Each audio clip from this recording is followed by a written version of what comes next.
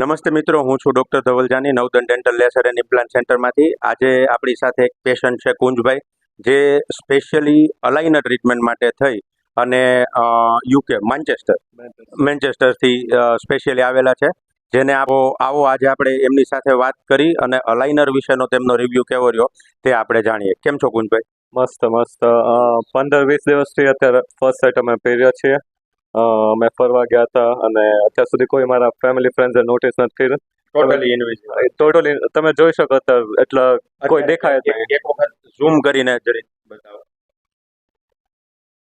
Okay, બીજું તમને જમવા વિશે કેવું રહ્યું? જમવા કારવામાં નોર્મલ બધું કમ્ફર્ટેબલ જેમ પહેલા કરતા હતા એમ જ કાંઈ વાંધો નથી આવ્યો. મોઢામાં ચાંદા પડે કે બીજી કોઈ તકલીફ થાય કે એવું કઈ? નહીં ફૂલી કમ્ફર્ટેબલ.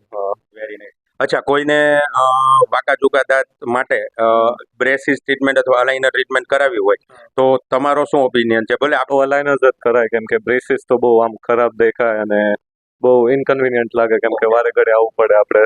બહુ બેટર ઓપ્શન છે. ઓકે. શ્યોર. અને બીજું, અત્યારે જે અહીંની આપણી દંત અલાઇનરથી ટ્રીટમેન્ટ થઈ એના વિશે તમારો શું અભિપ્રાય છે? તમને કેટલું કમ્ફર્ટેબલ ફીલ? બહુ કમ્ફર્ટેબલ છે, બહુ સપોર્ટ આપે છે ડેન્ટિસ્ટ લોકો. અને